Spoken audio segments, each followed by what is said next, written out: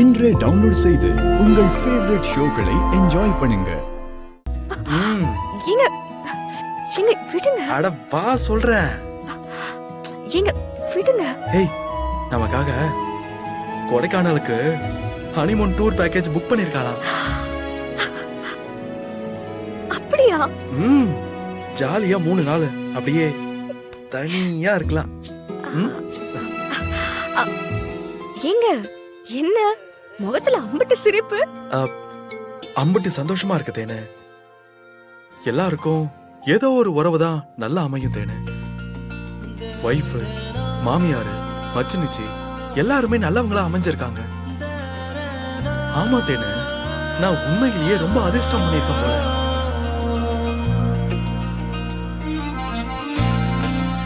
நானும் தாங்க. இந்த வீட்டுல மத்தவங்கள எப்படியோ, ஆனா எனக்கு புருஷனும் மாமியாரும் நல்லவங்களா அமைஞ்சிட்டாங்க. இனிமே நீ எதுக்கும் கவலைப்படக்கூடாது, சரியா? இனி நீ அழுகிறதுக்கான வேலையே இருக்கக்கூடாது, சரியா? அப்படியே அழுக சத்தம் கேட்டா அது நம்ம குழந்தை அழுகிற சத்தமா தான் இருக்கணும். என்ன தேனு? ஹேய் போங்க. ஏய் என்ன குழந்தைன்னு சொன்னதுக்கே வெக்கப்பட்டா எப்படி? வெக்கத்தெல்லாம் இங்கேயே விட்டுருமா, கொடைக்கானலுக்கெல்லாம் கூட்டிட்டு வந்துடாத.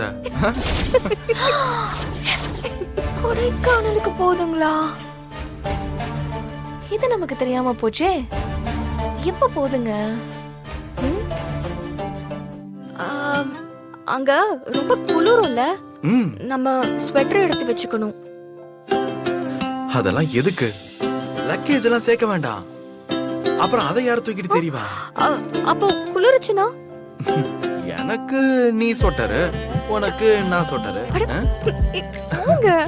ஐயோ கருமம் கொஞ்சக்குதுங்க ரெண்டும். ஏய் ஹனிமூன் ட்ரிப் தானே போறோம், அப்படிதான் இருக்கணும். நீ வேணா அங்க வந்து பாரு, ஜோடிங்க எல்லாம் எவ்வளவு ரொமான்ஸா இருக்காங்கன்னு. யாரோ எப்படியோ இருந்துட்டு போட்டோம். நம்ம அங்க போறது 4 இடம் பார்த்து நல்லா பேசி தெரிஞ்சுக்கதான். அதுக்கு மட்டும் தானா? ஆமா, வேற எதுக்கு? கடவுளே, ஐயோ ச்சே, மூஞ்சி ஆளுங்களையும் பாரு. வேற எதுக்குன்னு உனக்கு தெரியாதா? ஏய் தேனு, சும்மா நடிக்காத. ஏய் ஏய் தெரியும் தேனு, உனக்கு தெரியும்னு எனக்கு நல்லா தெரியும்.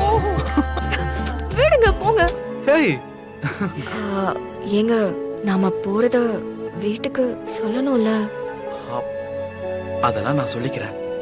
புதுசா கல்யாணம் ஆனவங்க ஹனிமூனுக்கு போறோம்னு சொன்னா வேணா நான் சொல்ல போறாங்க? அதெல்லாம் ஒத்துப்பாங்க தேனு. வா தேனு, சும்மா ஏதாச்சும் சொல்லாத தேனு.